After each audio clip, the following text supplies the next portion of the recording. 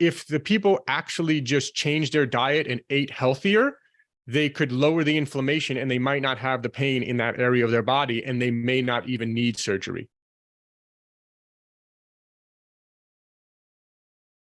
Welcome back to another episode of the Peak Performance Life podcast. Today, we are going to do a solo episode, and I want to talk about something where there's a big argument, I guess, going on, mostly on social media, where pretty much all the other arguments occur, right? And that is the counting calories debate. So before we get started, if you haven't already, please go and rate and subscribe to the podcast. We really appreciate it. It helps us get found and helps more people be notified about the podcast, helps us rise up the rankings. So really appreciate that. But getting right into it here, it's a big debate. And actually, what triggered me to record this podcast is that there's actually a pretty big influencer. He's actually a big influencer in the business community, but he's also branched out apparently now and is a health influencer. Now, the dude is very jacked. He's very muscular, very big, but he's also been on TRT, testosterone replacement therapy, since the age of 28, which I think is very young to be taking it, right? And so this influencer has popularized a hashtag called #NeverSkipDessert. And he brags about how he is muscular and still has a six-pack, even though he #NeverSkipsDessert. And, you know, he's basically going around telling everyone, and he's using the word health, which is what kind of triggers me about it. And really, I shouldn't be letting anything trigger me, but I guess this has triggered me. So he's using the word health, and that's where I have a little bit of an issue with it, because counting calories, yes, it will help you lose weight. There's no question about that. If you eat less calories, right? If you don't eat at all, you will lose weight. Sometimes you will lose muscle, though. As a matter of fact, that is one of the big issues going on right now with these all these big new weight loss drugs that are the big craze right now, that supposedly, you know, half of Hollywood is using, and a lot of other people I know as well. I know regular people who are losing a lot of weight on these prescription weight loss drugs. However, the problem is there obviously are other side effects like diarrhea, nausea. But the main issue for me is that they're losing a lot of muscle, not just fat. They're actually losing a lot of muscle. So people will say, it's really interesting actually, because you can actually lose 10 pounds and be like, step on a scale and you'll be like, oh, wow, I lost 10 pounds. This is amazing. But if you lost 8 pounds of muscle and 2 pounds of fat, I would say that you actually decreased your health, right? So it's not all just about weight loss. You got to really be aware of that. I think and that's why it's important to actually get these body scans. The DEXA scan is probably the gold standard. But there's also in most gyms, in many kind of gyms like the Lifetime Athletic gym that I go to, there's an in-body machine. So in-body, it's not going to be quite as accurate as DEXA, but it still gives you a good idea, right? And so when you do these measurements on a regular basis on the body composition machine, you can actually see what your lean body mass is, right? And so that's really important to know when you're losing weight. Did you lose fat or did you lose muscle? And that's really important to know, because, you know, it's actually better, for example, especially for men, if you actually stayed the same, if your weight stayed the same, but you gained 10 pounds of muscle and lost 10 pounds of fat, but your weight stayed the same, you didn't lose weight. So when you step on the scale, you might say, oh man, I didn't lose weight. Well, you're way healthier now.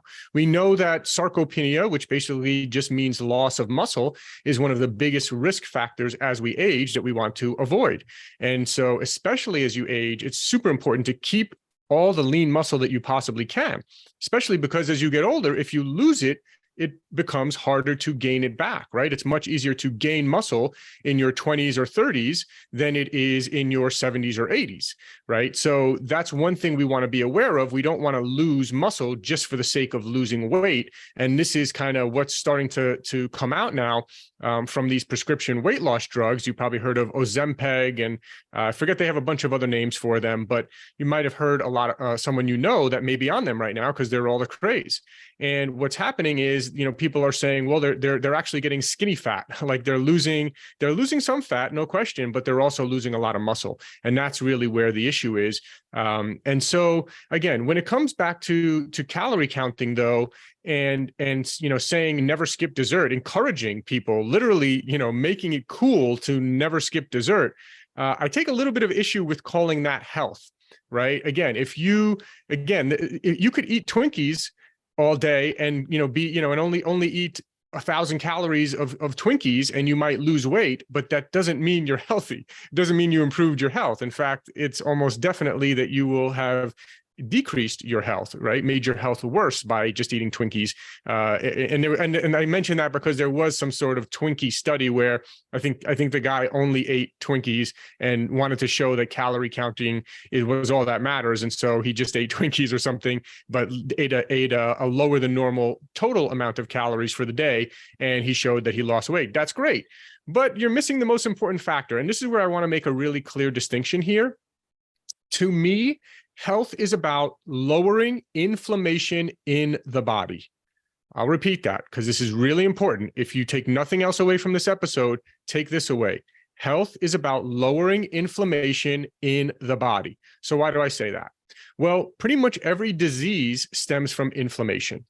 Pretty much most of the pain that people are walking around with, right? Most people that have back pain, knee pain, shoulder pain, elbow pain, even myself, the pain that I went through, if you know my story, you know that back 10 years ago, I had massive pain and inflammation throughout my fingers, hands, wrist, elbows, all down my arms there.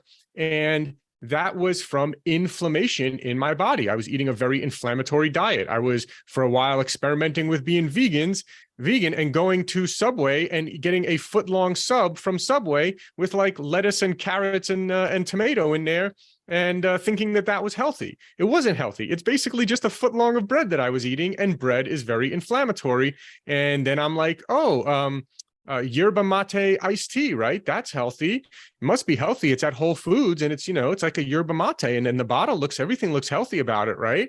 But before I was reading labels, I didn't realize, it never occurred to me that this bottle has 20 grams of sugar per serving, and I'm drinking 2 of these a day, and that's an extra 40 grams of sugar, which is very inflammatory, right? So people really need to understand that. And that's why I really kind of take exception to this never skip dessert, hashtag never skip dessert, because I just think it's just so ridiculous. I think you can't talk about health and say that it's about counting calories. I think now, listen, obviously being overweight is a big risk factor and is not good for your health.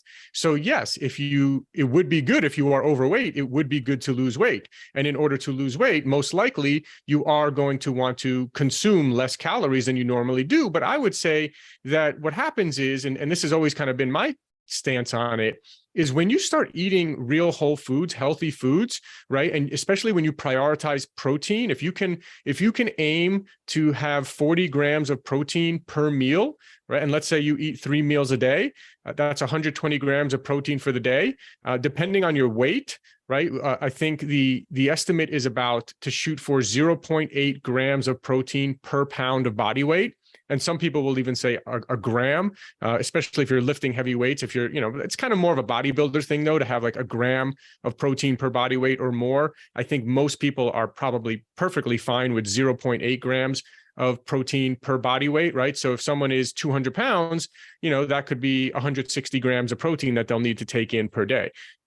Personally, I weigh somewhere in the 180 to 185 pound range, and I have a very tough time even just getting to 150 grams of protein per day. It's actually not easy, right? Because even if you had 3 meals per day, 40 grams of protein per meal, that's only 120 grams of protein. And I typically only eat 2 full real meals per day, right? So I'm trying to supplement with, a protein shake that has, 40 plus grams of protein in it to get my numbers up there. So it's actually very difficult for me to hit 150 grams of protein per day. I'm probably more ending up around 120 grams of protein per day. So I'm actually probably even a little bit below the 0.8 grams of protein per body weight. But ideally, I would like to be hitting 0.8 grams of protein per body weight. And so what happens is if you focus and prioritize protein like that, you'll find that you're very satiated. It's also very good for building lean muscle, going back to how we started this conversation, right? So protein is the most important thing in terms of building lean muscle, obviously that and strength training, which is very, very important. I highly encourage everyone to be strength training at least 3 times per week, hitting each body part at least once per week, right? So there's all sorts of different splits you can do, or some people do full body workouts.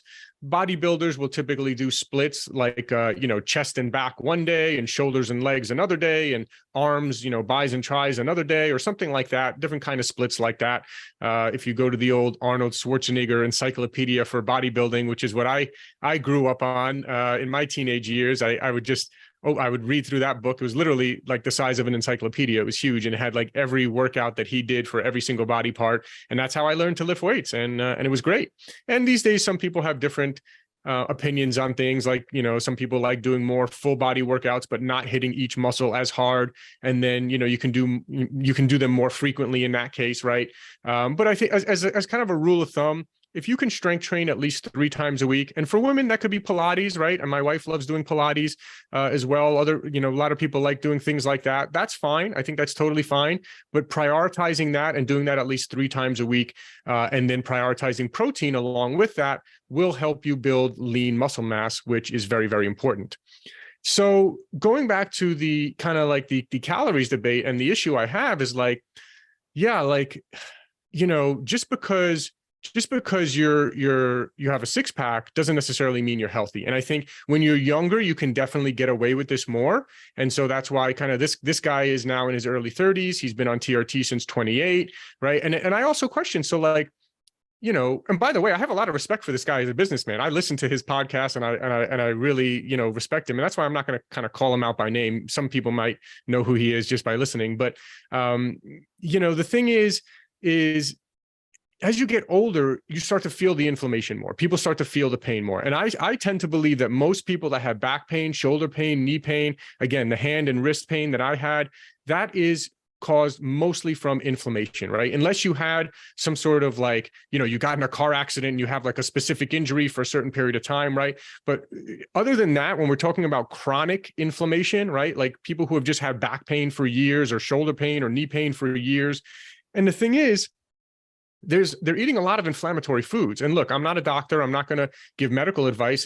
But that being said, I would be willing to bet that there have been a lot of surgeries that have been done, shoulder surgeries, knee surgeries, back surgeries, where if the people actually just changed their diet and ate healthier, they could lower the inflammation, and they might not have the pain in that area of their body, and they may not even need surgery. Again, surgery and medicine is great when it's needed. It's a wonderful thing that we have that option. And in many cases, it's helped many people. I don't want to take anything away from that, but I'm just saying, if it were me before having surgery, I would certainly try to go on a kind of low inflammation, anti-inflammatory paleo style diet, which is what I follow to this day because I feel so good on it. And I have had pretty much zero inflammation, zero pain from inflammation that I know of that I can feel since being on this diet for an extended period of time. So I'm obviously a huge fan of that.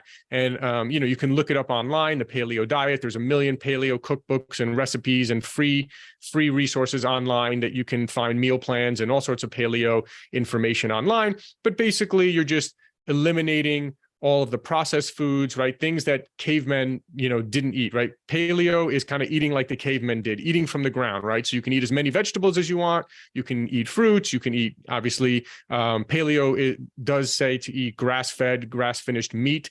So again, there's a big difference there with meat, right? Are you eating a McDonald's burger that's been, shot up with antibiotics and cooked in seed oils like canola oil or vegetable oil, right? Or are you eating grass-fed, grass-finished meat cooked with no oil? Big difference there, right? And so again, that's where I think a lot of people who debate, oh, is meat healthy? Is meat unhealthy? It's like, well, which meat are we talking about?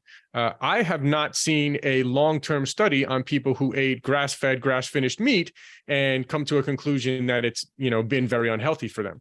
So again, going back to the calorie counting debate, I think there's a lot of things people are kind of talking past each other. They're like, oh, you got to count calories. Calories is all that matter. And, that's not health though, right? That's for weight loss, sure. And weight loss is a part of health, but counting calories does not mean lowering inflammation in your body. So my definition of health, I think, is just different than this guy's. This guy's definition of health is, do you have a six pack? Are you not overweight? If so, you're healthy. My definition is, lowering inflammation in the body, right? Health is about lowering inflammation in the body. That's what's going to help you the most for longevity. That's what's going to help you stay pain-free. It's going to help you avoid diseases. So it's like, when I hear this thing, hashtag never skip dessert, I'm like, yeah, like, it's like, I'm like, I'm like, should I make a social media video about this and kind of like play on this hashtag never skip dessert and say like, want to increase your chance of getting diabetes? Hashtag never skip dessert. Want to increase your chances of getting pretty much every disease? Hashtag never skip dessert. Want to increase inflammation in your body and go on TRT at age 28? Hashtag never skip dessert. Right? Like, so it's just kind of ridiculous. Like you're increasing your risk factor for everything. We know that, sugar, processed sugar, especially, and all these desserts, especially if you're eating out at restaurants, the desserts that you're eating, they're not good for your health. Now, I would rather change that to hashtag dessert is for special occasions, right? I'm not saying you should never eat dessert ever, but save it for special occasion. It should not be never skip dessert. It's just absolutely ridiculous to me. And it's just not health. And so you can say that counting calories is for weight loss. Sure, I'll agree to you to some extent there. Although I don't think it's everything, because I actually have seen some people who eat, and the ketogenic diet is a really good example of this, where you can cut out carbs and you cut out sugar, and most people tend to lose a lot of weight on that diet. So there's other factors involved, right? There's a reason why do we search for meat that has not been, that is antibiotic-free meat? Why do you want to eat antibiotic-free meat, right? Why do we even need to choose? Why would people shoot the cattle up with antibiotics in the first place, right? Did anyone ever ask that question? Well, the answer is because they found that if they shoot up these cattle with antibiotics, they gain 30% more weight without needing to feed them any extra calories. Interesting. Looks like there's other factors here involved in weight loss other than just counting calories, calories in versus calories out, right? So there are, and I would say that hormones is a big thing. And so what I found is when you don't eat sugars, when you skip dessert, rather than never skipping dessert, and you eat low inflammatory, healthy whole foods, right? Like the paleo diet follows, what I find is you tend to have better hormone levels, right? And so the people who have naturally good testosterone levels, and that's the other thing I would ask, like, why at age 28 did this guy have to go on testosterone replacement therapy? Maybe one, he just wanted to be super jacked and have a six pack, in which case just tell people what your testosterone levels are, tell people how much you're taking, and just be fully transparent with it, right? Or the other thing is maybe he was eating dessert every day because he was just concerned about counting calories and nothing else, and that tanked his testosterone levels, and therefore he had to go on testosterone replacement therapy at age 28, right? So these are things, and I don't know what the answer is there one way or another. And again, crazy thing is, I actually have a lot of respect for this guy and really enjoy listening to his business advice. But I just think people should, stick to their lane or not really talk about things in terms of being healthy when, even on another podcast, it was mentioned, his wife mentioned that someone tried to follow his muscle building diet and they basically became pre-diabetic or maybe almost diabetic. I can't remember exactly what she said. I think it was like pre-diabetic or something like that. So it's really interesting. You got to be really careful with these things. And I think focusing on eating real whole foods, things in moderation are okay, save dessert for special occasions, but never skipping dessert is just absolutely ridiculous. So we want to, when you think about, again, going back to kind of wrapping up the topic on weight loss, you want to be losing fat and not losing muscle, kind of coming back to that. So that's really important as well. And, I'm literally going through this right now. I have a friend who lost weight on using one of these prescription weight loss drugs. And so another one of my friends is like, I want to lose weight too. Summer's coming up, and the guy is, maybe 10 pounds overweight, maybe, right? Like when I look at him, I don't even see him as being overweight at all. But, obviously everyone is a little self-conscious maybe, and he wants to, lose that extra 10 pounds for the summer or whatever it is. But the concern is especially because he doesn't lift weights. And I know he doesn't really prioritize protein or focus on his nutrition that much. My concern is like, he goes on this weight loss drug, he loses 10 pounds, fine.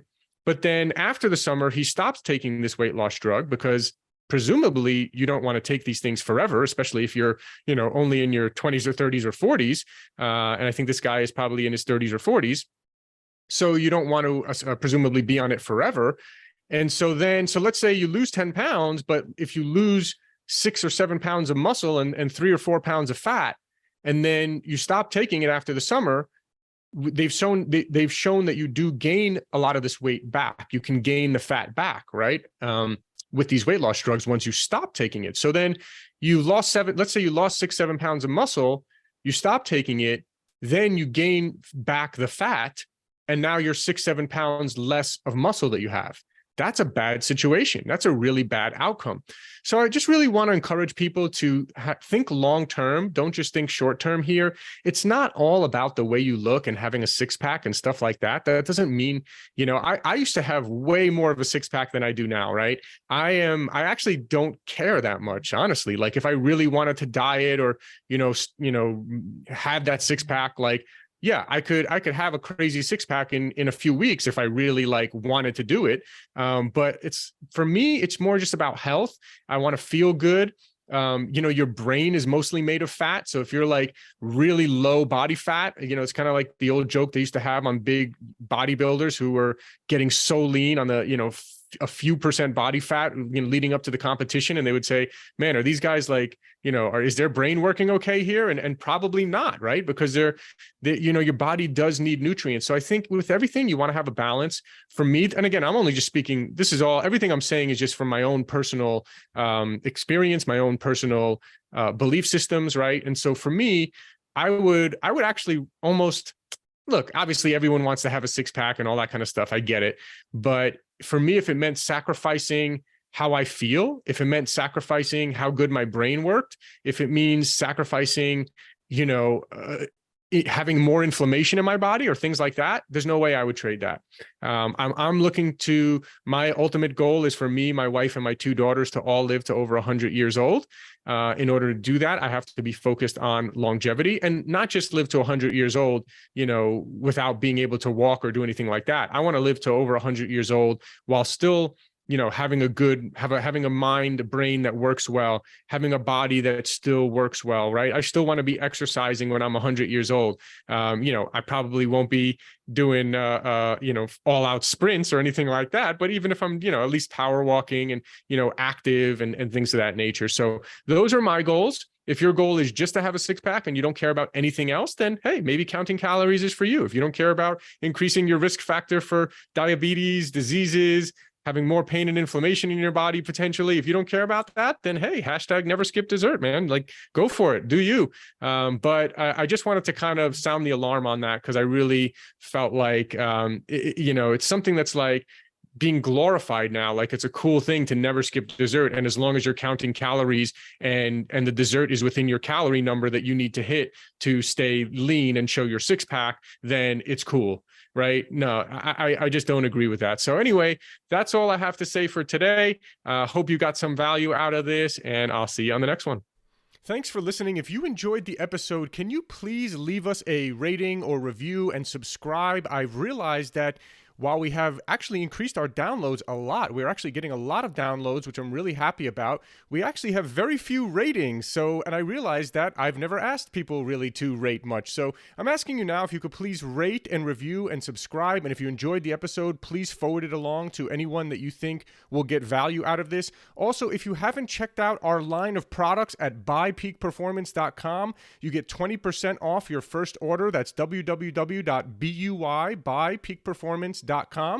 We have some incredible products, including our organic high-altitude coffee. If you don't know this, coffee is one of the most heavily sprayed with pesticides out of any crop. So it's really important that you drink organic coffee. We've gone above and beyond to source what we believe is the highest quality and healthiest organic coffee in the world. We're also famous for our organic green superfood powder. You can get 20% off of that as well at buypeakperformance.com. We also have an organic vegan and paleo plant protein. See, most of the vegan proteins out there are using brown rice protein, which is really not a good source of protein, and it's also a grain. And if you're paleo, you know that grains tend to cause inflammation in some cases for some people. And so we wanted to make one that was paleo friendly and vegan and organic. We made an amazing amino acid profile, so it's really one of the best plant proteins for muscle building. So you can check out Peak Performance Organic Plant Protein. You can find that on our website. Of course, all our products are on Amazon as well. So thanks again. And again, please, if you enjoyed the episode, please forward it along